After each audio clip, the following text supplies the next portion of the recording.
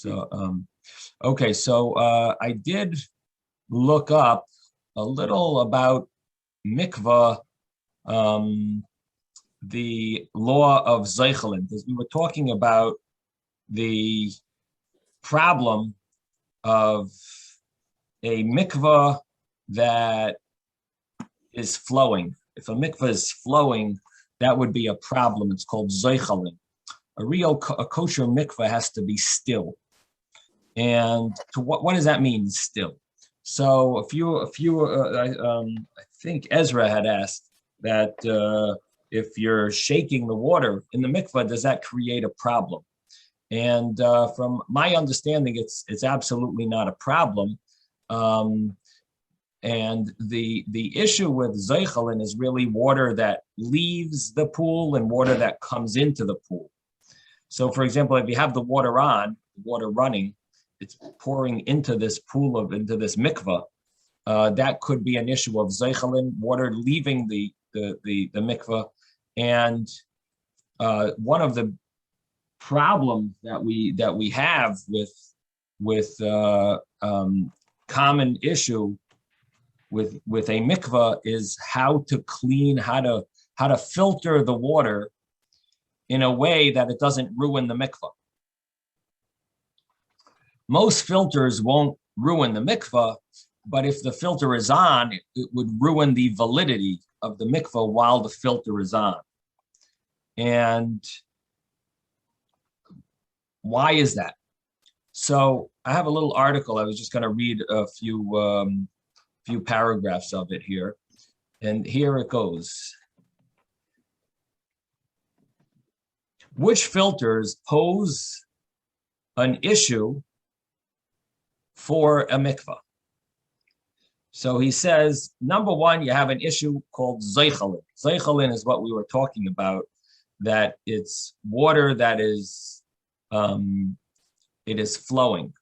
So today there exist many types of filters, which some have an issue of Zeichelin and others do not. Some filters remove the water from the mikvah and new water then enters. This is considered Zeichelin. That's a problem. That's not kosher. Other filters simply clean the removed waters and then enter those waters back into the mikvah. So it's not a drain. It's not just draining the water and putting new water in.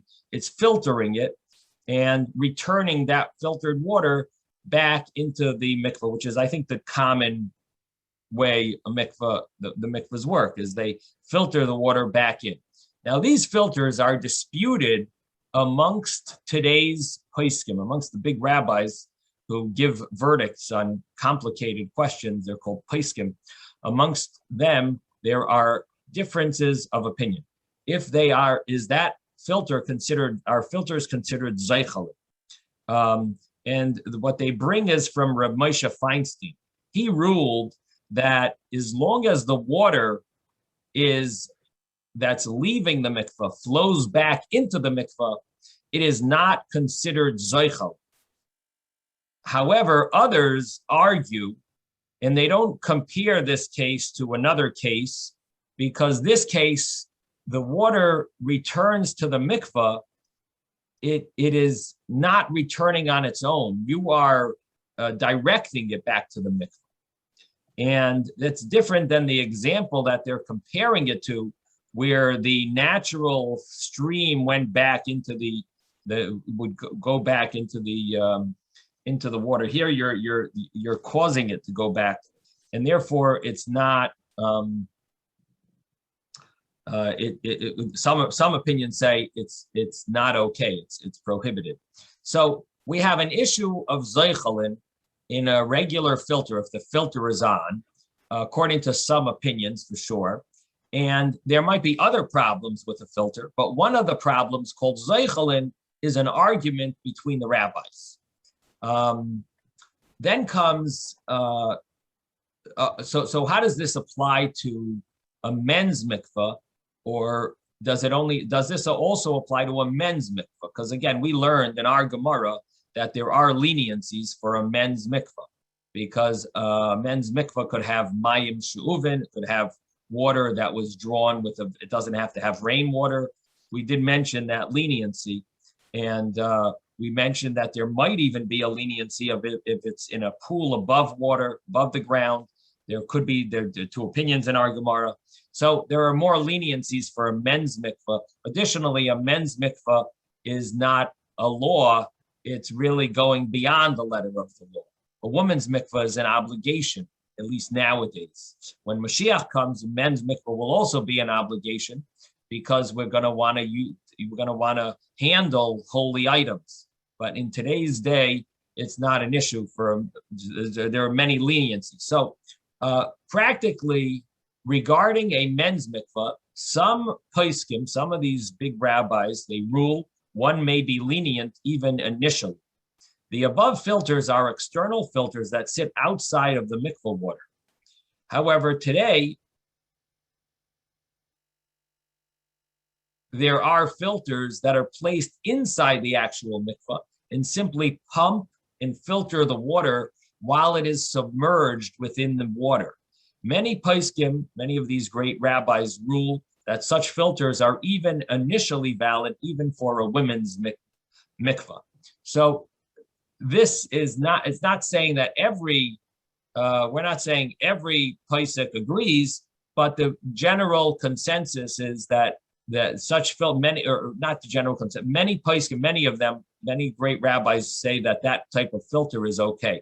I remember going to the mikvah in Crown Heights, in one of the new mikvahs, one of the fancier mikvahs there, and at least for it's a man's mikvah only, and they have the filter running the entire time, and there's a sign that says, "Do not turn off the filter. Your immersion is kosher even with the filter on."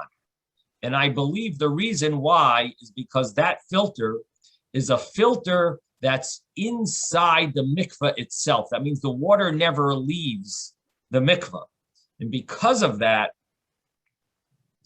it's not a problem of zeichel, of the water flowing out and flowing in. So again, the reason why we're discussing this is because we were thinking there was a thought that maybe if the water is moving, if there's movement in the water, it's a problem.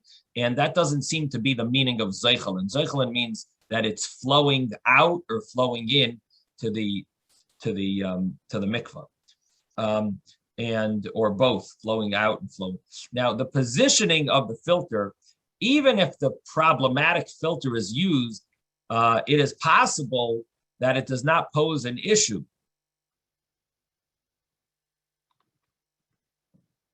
Depending on its position. Some poskim rule that if the zeichelin is occurring in the upper part of the mikvah, above the minimum amount of water needed, so then it could be a valid immersion. But other great rabbis rule that it's invalid even in such a case. So there is a leniency, basically. There is a possibility for leniency if the filter is filtering the water above the minimum amount.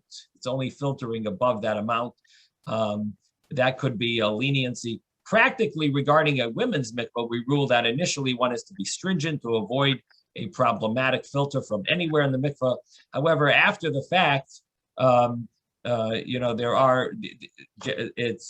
rule that it's valid. In other words, if it was done already, many times we consider it valid. I know of cases where there was a filter on in the mikvah, and they've called the woman to come back to go to mikvah again because they forgot to turn off the filter.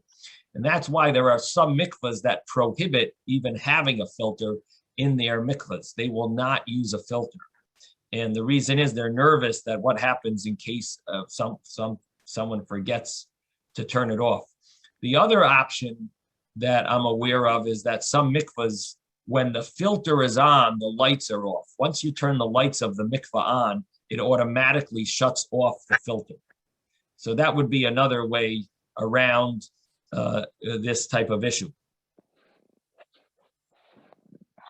Now, all the above is regarding the filter removing the water from the mikvah. However, the part of the filter that enters the water back in the mikvah, some poskim rule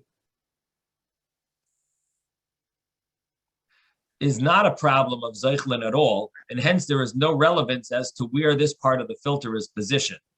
So where the water comes back is not, according to some, is not a problem. Other poskim, however, but other great rabbis, they however are stringent that it has a status of zeichlin, and hence the position of the entrance of the water has relevance to the above dispute. Practically, regarding a men's mikvah, some poskim rule one may be lenient even initially. Now, in all cases that a problematic filter is used, if the filter is turned off, it is no longer a problem of zeichel. But you have a different problem. What about the problem of she'uvim, of water that's in a vessel? And this is a totally different issue. This is an issue where the filter might be considered a vessel. And if the water is now in a vessel and then you're returning it, it creates a problem. Number one, you might cause the entire mikvah to be majority vessel water.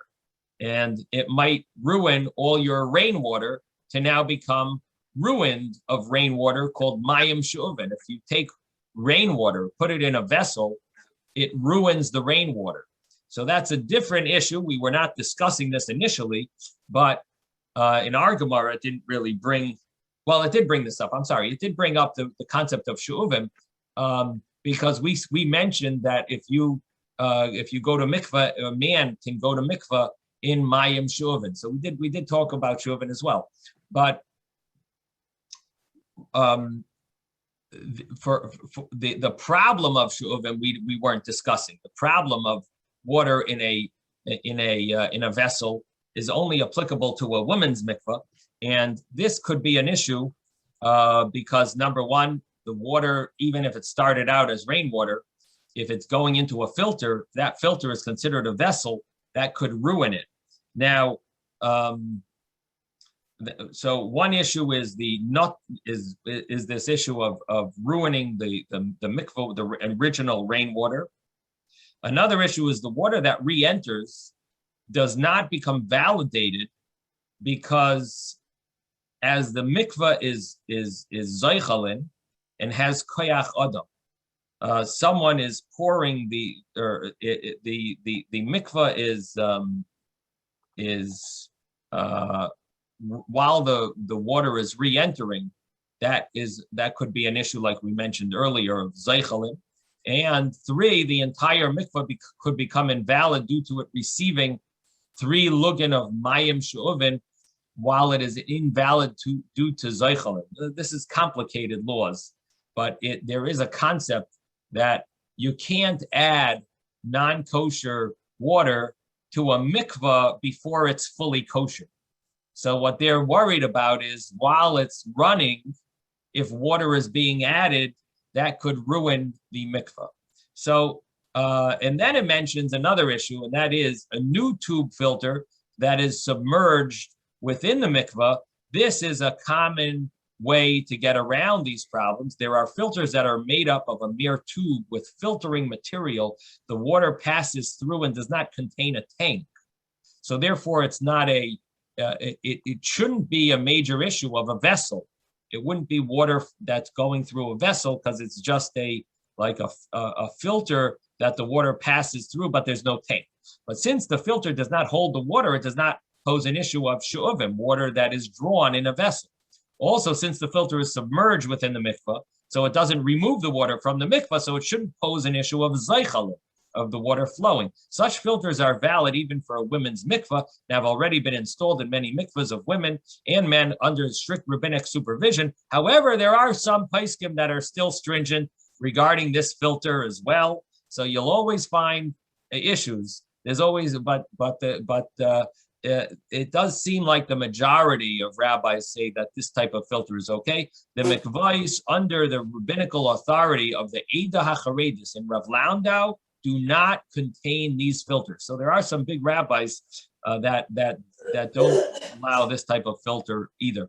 So that, I think, summarizes more or less the laws of mikvah, which we started discussing. Yes, Ben? I wanted to say, when the water is being removed from the mikvah, the filter that removes the water from the mikvah, not just submerged in the mikvah, doesn't that change the 40 se'ah? I'm not sure what you mean. You're saying maybe it gets below the line because it's taking too much water out? Yeah. I mean, it's taking off from the 40 se'ah. Right. The thing is that generally the filters, what they're really pulling is the upper body of water that's not the rainwater. See, the way the mikvahs work is there's two bodies of water. There's the body of water that people immerse in, and then there's the body of water that's rainwater. And they have a little pipe that attaches the two. It's called neshika. It's a kiss. The waters kiss each other. The waters are attached to each other through a little hole in But between. the other water I shouldn't is say a pipe, shuvi. it's a hole. There's a hole in between. There's like a wall that separates these two mikvahs either on the side or in Bavitch mikvahs, it's on the bottom. There's a hole that attaches these two bodies of water. The filter is used only for the immersion. Right, it's used only for the immersion body of water. The other body of water, the rainwater, is pretty much stat where it is. Stable. Stable, Okay. stagnant. It doesn't, that water is not meant now. It obviously mixes a little because it's, but the question is how, does the filter pull enough of that water out to create an issue? But it's definitely not an issue of shu'uvim. I'm sorry, it's definitely not an issue of too little water, of less than memsa, because these filters do not hold such a big tub. The filter is not that huge that it's taking out the entire pool and pouring it back in. It does it slowly. So it's definitely not taking out 40 sa. But the issue that they did mention is that it might pull over time, it might pull that rainwater and ultimately cause the rainwater to be called water that is drawn into a vessel. And then if you have the majority of the rainwater that it was drawn into a vessel, that would definitely create an issue long-term, like you're mentioning. That in other words, when the filter is off, there's no problem of zoichel. But there could be a problem that the water was already ruined by being placed into a vessel. So the issue of zoichelin is not there because the filter is off. But there might be an issue of water that is drawn, even if the filter is off, because you already ruined the mikvah. So therefore, it's very important that a mikvah has rabbinic supervision. And I'm not talking about a rabbi that is a podium rabbi. I'm talking about a rabbi that knows the laws of mikvah, has to check over a mikvah. A podium rabbi that knows how to give a good lecture, that is not someone who should be checking over the mikvah, unless they know the laws of mikvah, very well. And that is, but it's important to, especially because, you want to have the water to be as clean as possible. It shouldn't have any question, and people should I have a question about that. That people should be comfortable going to the mikvah, fully comfortable. It should be very clean, in addition to the fact that if any little dirt is in the mikvah, could create a problem if it's touching one's body. In other words, someone's immersing in the mikvah, and a little hair touches their body because it wasn't filtered out, because the previous person, a hair fell off of their head, and the next person, the hair touches them. That would create an issue called a chatzitza. So we do want the mikvah to be, totally clean, and for numerous reasons, and therefore, it's very important to have a person who checks into it, and a good rabbinic authority to okay what type of filter is being used or how they're cleaning the water. Yes, Susan. Let me ask something else. Do they put chemicals in this water to maintain the bacteria, to keep the bacteria count low? Yes, they do. They do put bleach in, but at the same time, is that kosher? Is that yeah? No, that's not a problem. Okay. But the problem is that the bleach doesn't get rid of hair until or dirt immediately. Right. It doesn't right. automatically get rid of it. It takes time. Right. And I don't even know if it does dissolve here. Maybe it does after time. I'm not sure. But there's certain dirt that doesn't get fully dissolved, and it takes time, even if it does get cleansed. But it does take much time, and therefore there would be problems. Right. And there are mikvahs that they empty out the water completely from the immersion body. They leave the rainwater body, but they remove, after anyone uses the mikvah, they remove all the water from the immersion pool and they refill it for the next person. This is done in small towns where there's one person who uses the mikvah once the one person ends up using the mikvah there per week or per month. Very few people use it. But if there's a lot of people using the mikvah, they can't empty out the water after every use. Some mikvahs have hundreds of people using the mikvah every night, so they're not, or 50 people using it, or 20 people, or 10. You can't remove all. It's a huge body of water. Let me tell you how many gallons I just saw.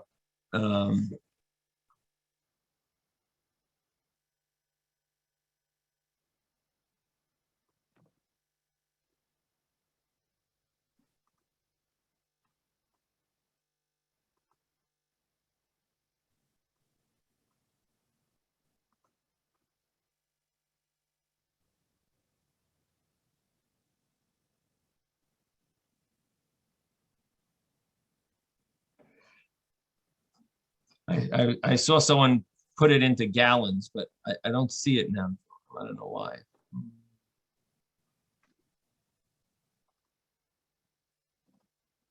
All right, I don't see it. In any event, it's it's a huge amount of water, so therefore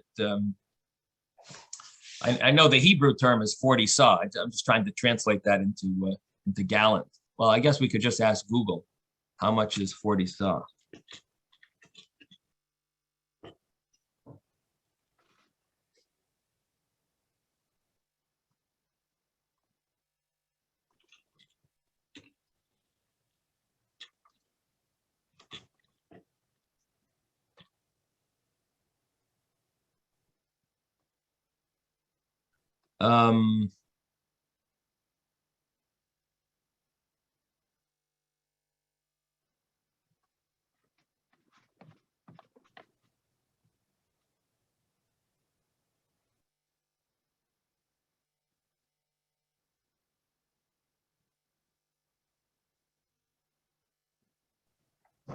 No, it doesn't. He doesn't translate it. All right, I'm not seeing it here. So in any event, it's many gallons of water. It would take a huge amount of a long time to fill it up. I think, how long does it take to fill up a swimming pool? Like a day or 2 days? Anyone have a swimming pool? It takes a long time to fill up these things. I think All it's right, 24 anyway. hours to remove all the water and then to fill it. How many hours? 24. 24 hours. Wow. So yeah, That's so what it would I've be heard, crazy to fill. I mean, a swimming pool is 24 generally a lot larger than a mikvah, but still, you got an idea that it would take hours. Yeah. Okay, Susan, did you have another question, or is that it? That was all. Thank you so Okay. much. Okay, now we're going back to the Gemara, the Mishnah that we started yesterday. Rabbi? Yes, David. In the Steinsaltz, it says 40 saw Yeah. is according to the Chaim, scale. Yeah. It's 87 gallons, and according 87. to the 87 U.S. gallons, and according to the Chazon Ish, it's 151 U.S. gallons. Okay, great. Okay, thank you. Yeah, that's what I was looking for. 87 gallons.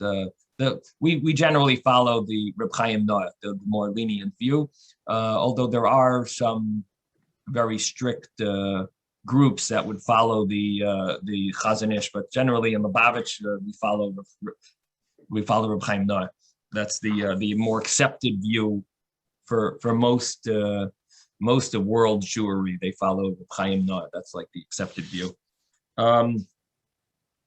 We are going to start the Mishnah one more time. The Mishnah is the second wide line on page 22b. 22b, the second wide line. If a person was in the middle of davening, and he remembered that he is a Baal Keri. So he forgot initially, and he started davening, and he's in the middle of Shemona Esrei, and he doesn't know what to do. Now, this doesn't apply nowadays. The reason it doesn't apply nowadays is because Rabbi Yehuda ben Beseira paskined that the law of Ezra, Tevilas Ezra, the decree of Ezra, and the immersion of Ezra is no longer an obligation. And most poskim follow that. We did see in Tosfos that there are some that say for prayer, you still have to be makbid, but that's not the accepted view, even though there are some major opinions that say that from the previous, from generations back, not this gen, but the common view nowadays is that it's you do not need to go to mikvah, but it is advisable to go to mikvah. But therefore, this Mishnah, the law in this Mishnah would not apply nowadays.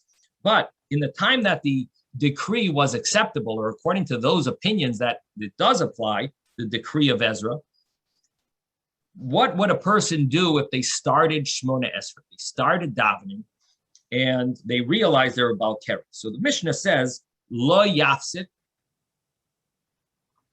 you don't stop. There might have been a thought that you should just stop where you are. Do not go any further.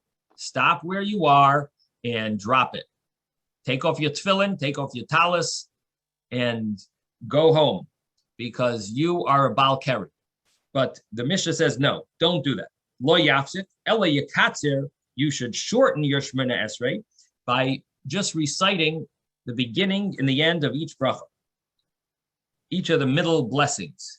You begin the beginning and the end of it, you skip the middle parts of the middle of the blessings. Yarad litvar, if a person went down to go to mikvah, to immerse, and this is what we mentioned yesterday, that he wants to recite the Shema, and he might miss the time.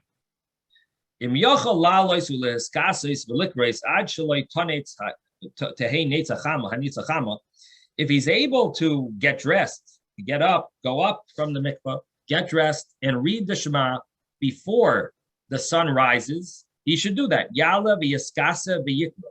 He should do that and read the Shema. V'im lo yaskasa v'im lav, and if he's not going to be able to be dressed before the time of Shema, which this Mishnah is mentioning the time of Shema is sunrise. That's the end time of the Shema. And we did see that in a Mishnah earlier, that what was the final time of the Shema? It was, according to one opinion, it was the Neitz Hachama, the sunrise. That was the opinion mentioned, one of the opinions mentioned in a Mishnah that we learned. Remember, it was on the right side of the page.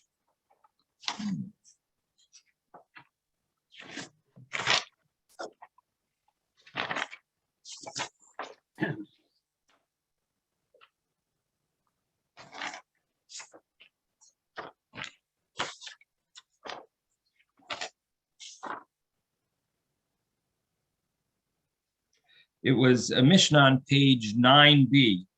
And the Mishnah said, "V'goimra ad haneitz hachama." Person should finish it until the neitz hachama.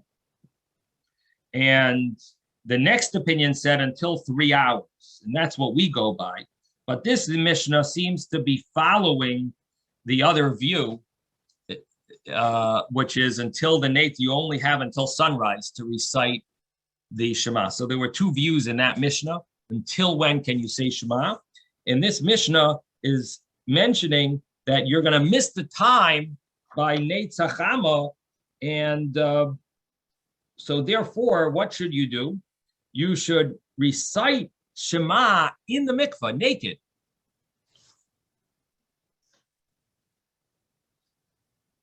As it says, imlav, if not, if you're not going to have enough time to get dressed, yeskase b'mayim, cover yourself with the water, which means you will cause the water to become a little blurry, shake it, kick the water or shake it. V'yikra, and then read the Shema, v'yikra, and then you read the Shema in the water. A person shouldn't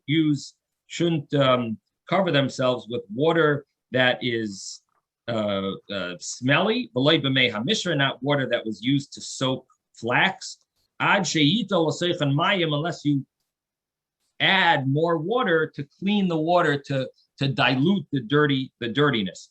How much should a person move away if they're near a body of water that is dirty? What does that mean? They're near urine, or they're umin hatsoya, or how far should they separate themselves from excrement? And the Mishnah ends off Dalid Amos, 4 Amos, which is approximately 6 feet or 8 feet, depending on different opinions. But that's how far a person should separate from such dirt. Tano Rabbanon, the rabbis learn. Rabbi, can I ask you a question on this? Yeah. But you're in a mikveh. It's okay to say words of Torah in a mikveh? So we're going to be discussing these type of issues. Okay.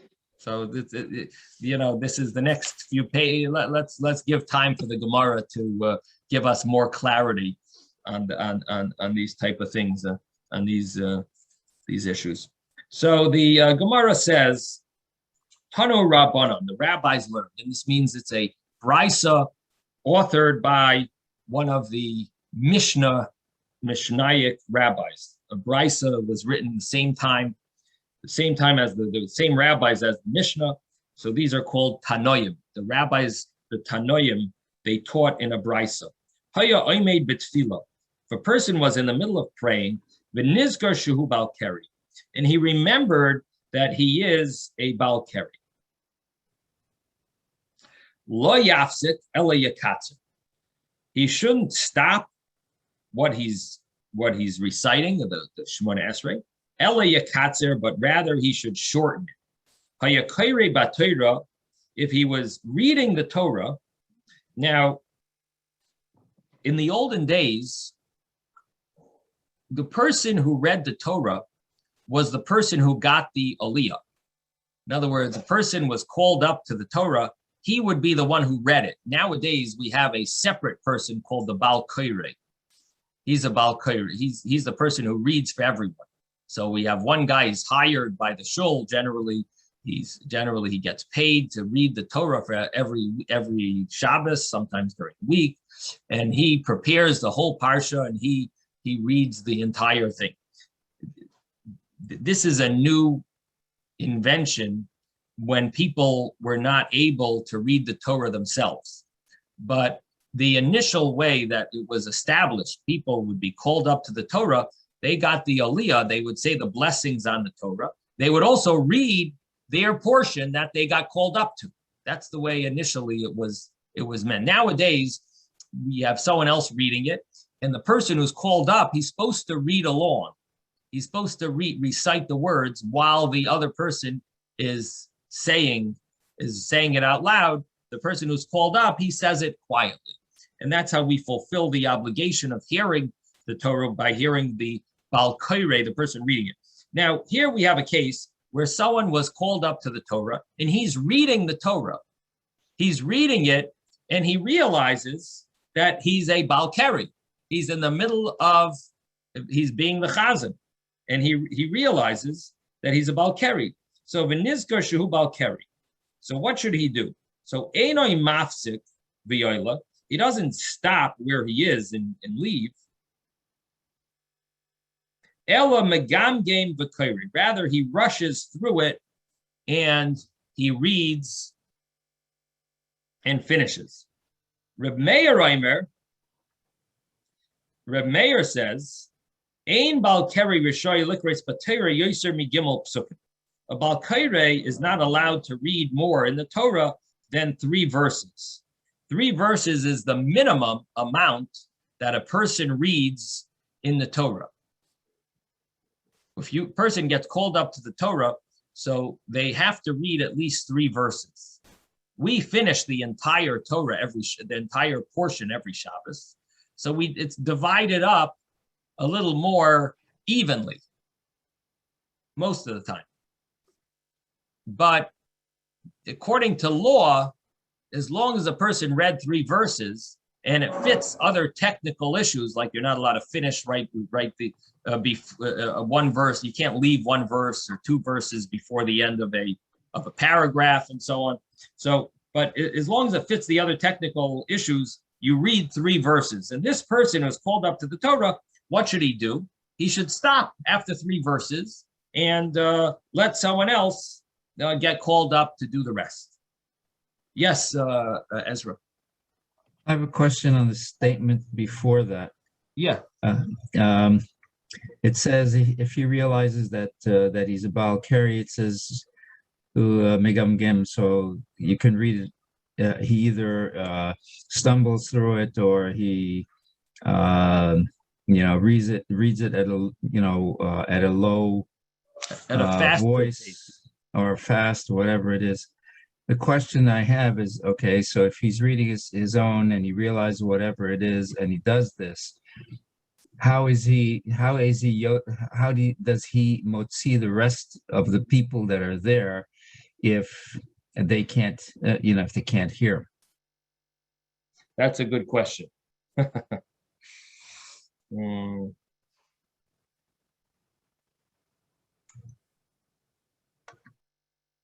That's a good question. The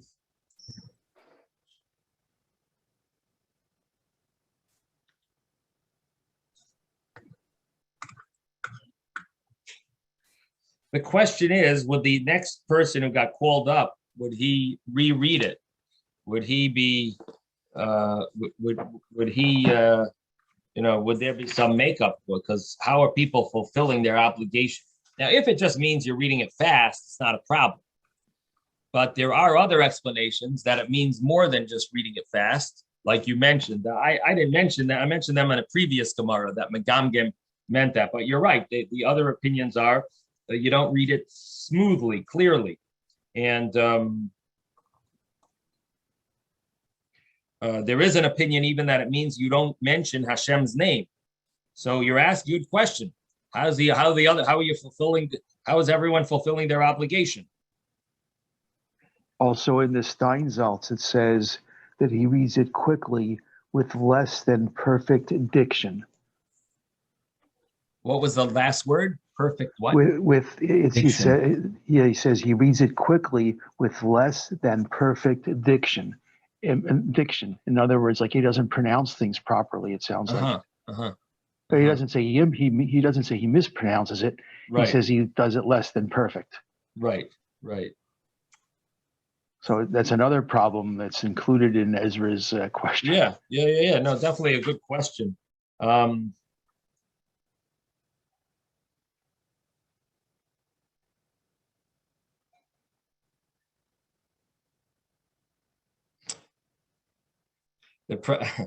problem is that this is a halacha that's not applicable. So I'm looking in halacha form. The reason why it's not applicable is because we aren't. It no longer the decree of Ezra's decree was abolished. So it's going to be hard to. We have to find commentaries that discuss about it in the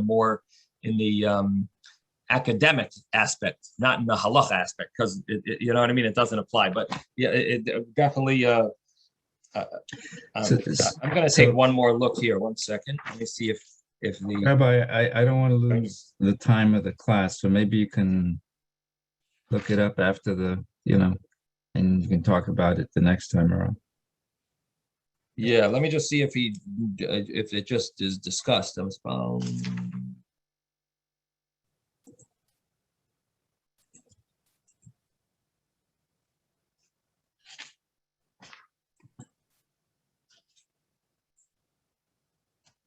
also he says in Steinsaltz that he reads no fewer than 3 verses, and after he completes 3 verses, he has to stop and let someone else continue. It doesn't say that the person goes back to the beginning, but rather he continues. Yeah, that's the obvious. The question is right.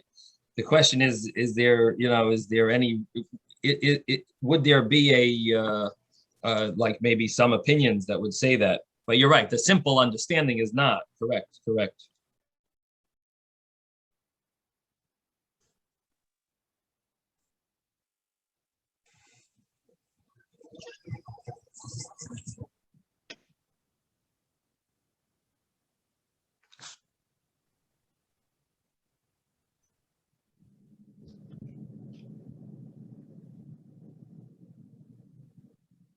So, yeah, so I'm not seeing anything here. But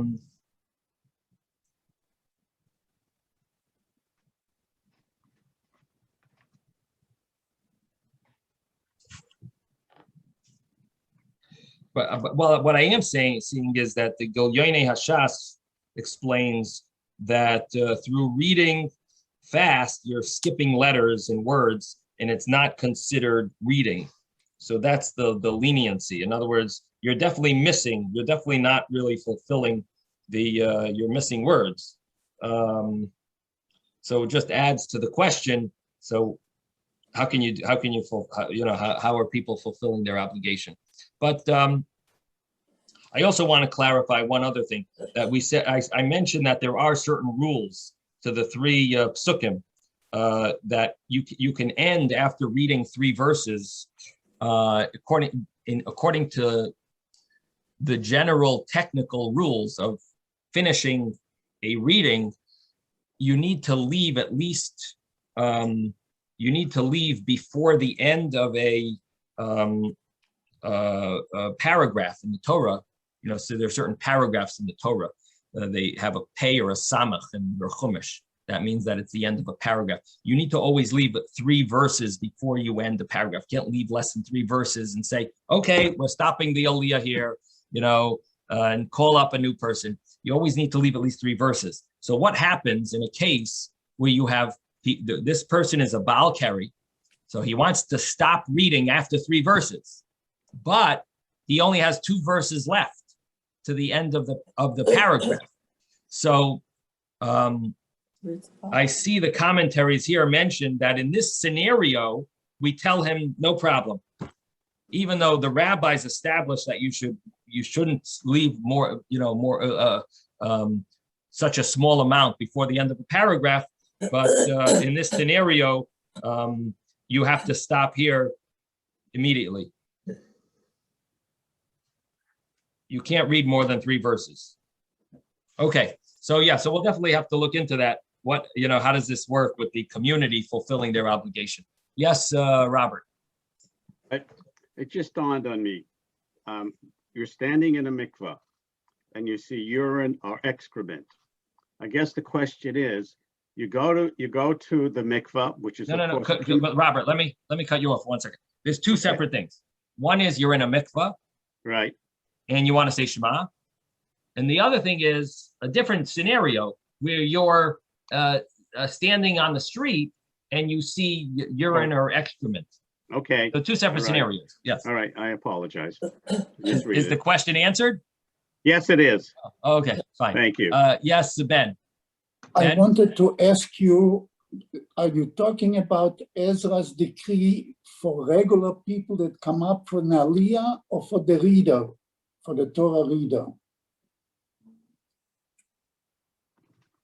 So I mentioned, I mentioned that we're really talking about in the time of when the person who was called up for the aliyah, he would be the reader. He was the Baal Keri. It's one person.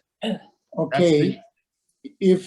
But if there is a reader for the Torah, a regular, and he reads the whole thing, and he reads too fast and not clearly, then what?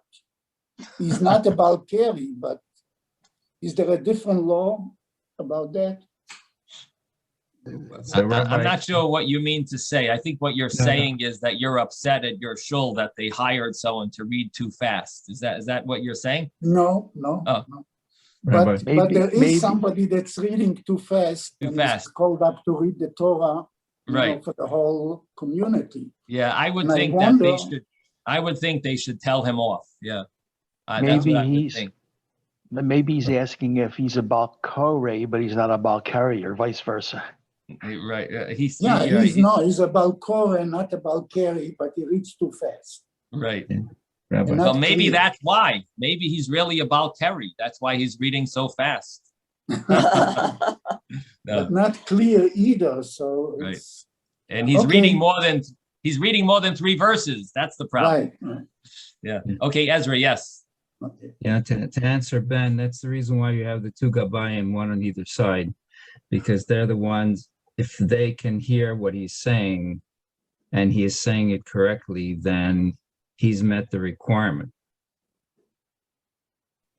You know, Okay. Or if you they may could- not, you may not have heard him, but if the Gabbayim have, then he's met the requirement. That doesn't excuse the situation. You know, so I mean, I've had the situation where I've asked the Baal Koreh to slow down so that people Yeah. could understand him. So Yeah, I would think the 2 Gabayim on the 2 sides are to tell him off. You know, you got to slow down. If he doesn't listen from his right ear, he's got to hear it from the left ear. So you have both sides to tell him off. But okay. Anyway, let's go back to the Gemara. So the Gemara said that we brought this brisa, and we mentioned Reb Meir's opinion that if he's reading in the Torah,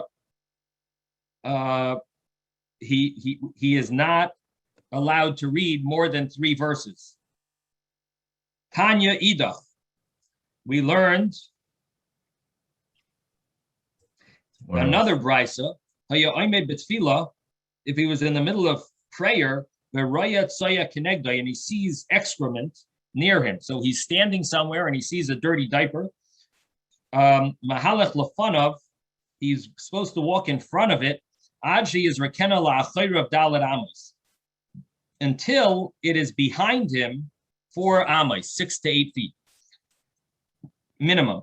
V'hatanya litzdadim. So the Gemara asks, didn't we learn another place in a brisa that it says you have to make sure that it's at the side of you 6 to 8 feet? You don't have to go in front of it. You have to make sure it's at least on your side, not in front of you. Now, the main thing is it shouldn't be in front of you, but not that you have to go in front of it 6 to 8 feet. You should go to its side. It's fine. As long as it's only on your side and you're 6 to 8 feet away, that should be good enough. So the Gemara answers that it depends. If you're able to go in front of it, you really should go in front of it 6 to 8 feet.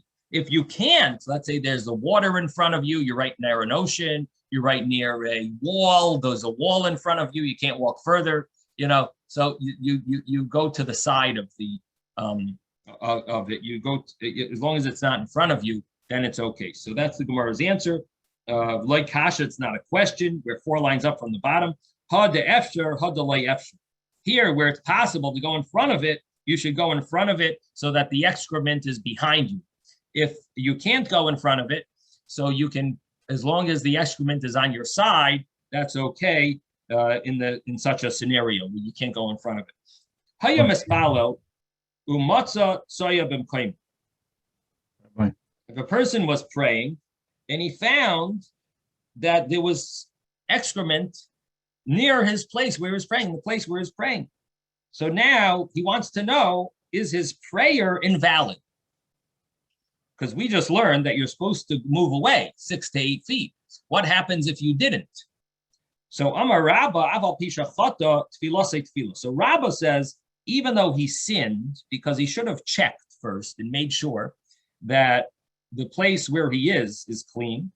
So even though he sinned, his prayer is considered a prayer. He does not have to repeat it. Rava says, no way. Maskif la Rava. Rava asks, V'hazevach rishayim tayeva. A sacrifice of the wicked is an abomination. And Taisvis over here explains that we're dealing with in a place where it would make sense that there might be a dirty diaper there. or there might be some excrement there, because for whatever reason, this this is such a place, and there are kids that play here, and someone was found without one of the kids' diaper fell off or something, whatever it is. You should have. We're talking about a place where you should have checked. You should have looked before you daven there. And in such a case, this would be considered. You would be considered a rasha, a wicked person. Doesn't mean that everything you did in your whole life is wicked, but you're called a rasha at this moment because you should have checked and you didn't check. You did a sin. So it's called zevach rishayim. This is like a sacrifice of the wicked, which would be an abomination, because your actual prayer was done inappropriately. We're not talking about a sin you did 5 years ago. We're talking about in the prayer itself. You're a rasha because you brought a sacrifice. It's the sacrifice of a rasha, and that is called an abomination. So Rava says you got to daven again. Amar Rava, hayol v'chata, since he sinned, afal pi shehespalel, even though he did daven, tfilasoi toyeva, his prayer is a abomination, and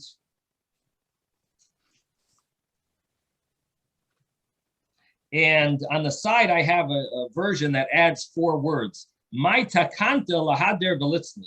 What is the way of fixing up this abomination? He should go and pray again. So this person's prayer is not valid according to Rava, and he should pray. He should daven again. Susan, do you have a question? Yes, I have an issue because at some point, some people are not able to control their physical. Right. They wear a diaper. Okay. Maybe we'll talk about comes in to do the Shema with someone such a who's person. bedridden. Right. There's no way that you can interrupt the rabbi for the man or the woman to change the diaper. That's just, to me, that's so inappropriate. And also, a person knows that is wearing the diaper. They know it's inappropriate. Yeah. Susan, They we're going to be dealing. We're going to be dealing with these type of issues. Susan, let me just cut you off. The Gemara is going to have a few pages now. Let's wait for the Gemara scenarios, because these are all let's say cases or scenario cases, which the Gemara is going to touch upon. So let's just wait, and we'll hopefully at the end we'll come to some conclusion. Yes, Ezra. I have a question where in where it says Haya Omed B'Tfilah. So based on that expression, wouldn't it mean that he's already in the middle of davening, and then he sees this? So you're in the next Gemara. Which Gemara? You're by the two dots? No. It's where the little gimel is. It's basically 4 lines up from the bottom. Okay, fine. Okay. Okay. It says, so he's standing there and he's davening. When it says Omid B'Tfilah, it sounds to me like he's already in the middle of the tefillah. And then he sees this. So what I have a problem with is, I've always been told never to move your feet. Yet if the reading is the way that I'm reading it, says, how can you then say Mahalech lefanav, that he moves away so that he's Dalet Amot from wherever it is, or moves to the side, because that's moving your feet, and moving your feet is then a problem. Or is it all right to move your feet? Yeah, it's fine. It's fine, because in this scenario you need to. Okay. Yep. So good question. Yeah, we have to know what are the priorities. But yes, this would be a case where you could move your feet. Okay, let's go a little further. So Rava said that you need to daven again. Tana Rabbanon, the rabbis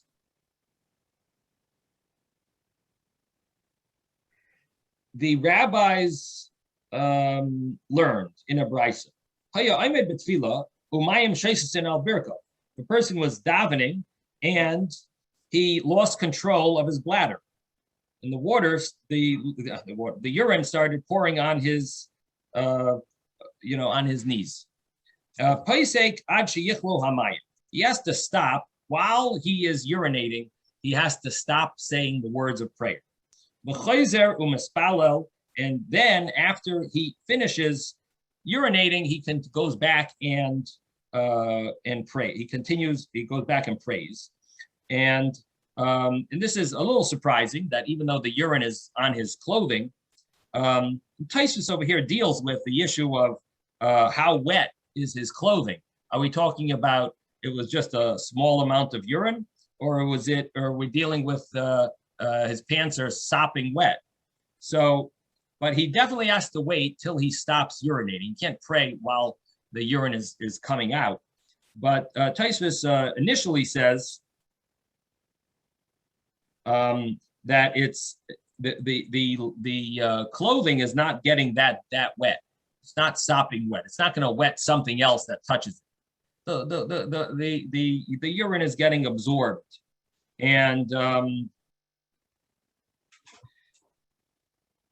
then he says, however, he says that is the way Rabbi Yosef explains it, but he says that but it seems that even if it is sopping wet, there is a leniency here that biblically it's prohibited to pray when the urine is coming out, when the stream is happening. But the rabbis decreed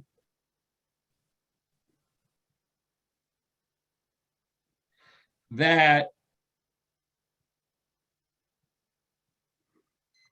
if it's wet, if it's so wet that it would make another garment wet, that would be a problem to daven. However, if he started already, the rabbis didn't obligate him to, to have to remove everything and so on. He's able to go, continue his prayer. To which the Gemara will explain what that means. That he continues to pray without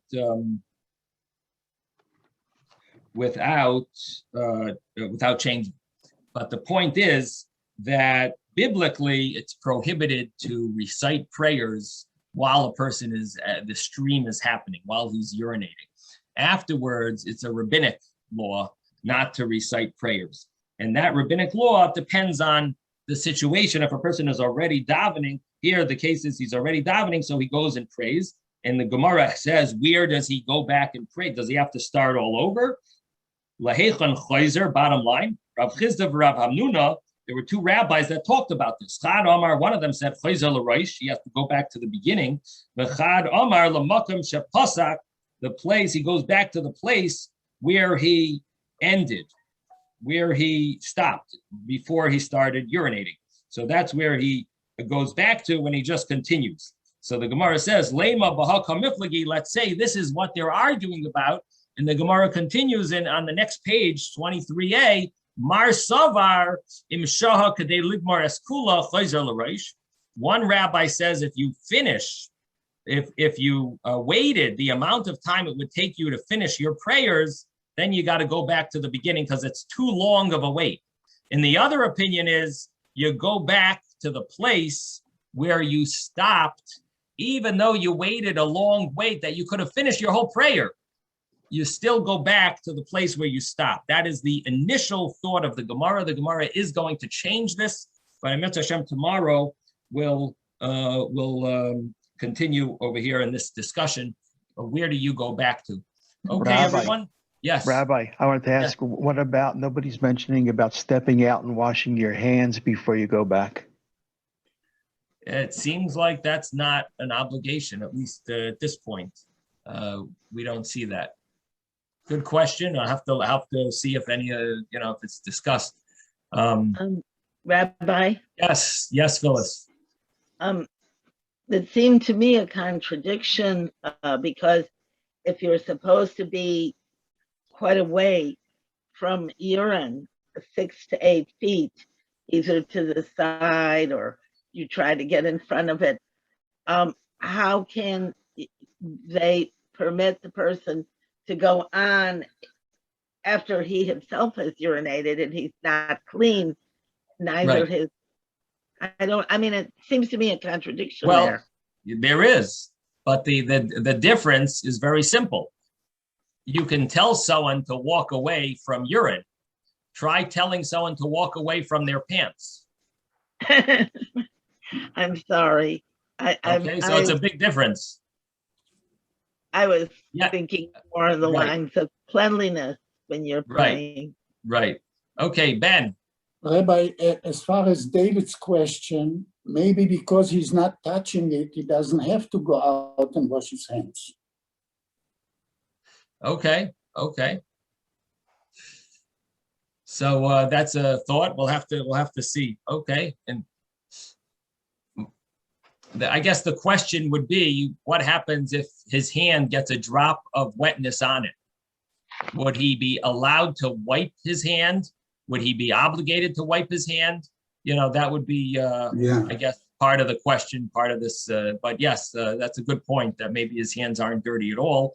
And would that be still an obligation? So we'll have to look into it again. We're going to be going through a number of discussions in the Gemara. And then after we finish all of that, then we can see what the commentaries talk, what the commentaries of the Gemara and the halacha, what halacha says. So we got to sort of like give ourselves some time to go through the got to get the bread and butter first. Sei gesund, everyone. Have a great day. Thank you so much. Thank you, later. Rabbi. Thank Okay. you, Rabbi. Well,